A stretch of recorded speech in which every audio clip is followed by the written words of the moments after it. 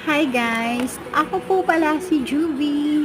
Gusto ko lang pong ibahagi sa inyo na hindi ko po akalain na ganito pala yung birthday party ng isang milyonaryo. Kasi po, nakapag-attend po kasi ako. May isang friend ako na nag-invite sa akin.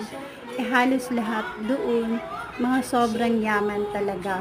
Hindi yung parang nagyaman-yamanan lang.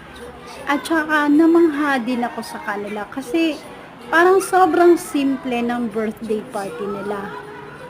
Hindi katulad sa atin, mga Filipino, kasi Filipino po ako, na pag nagpa-party is sobrang bongga. Pagkatapos, wala nang makain kinabukasan.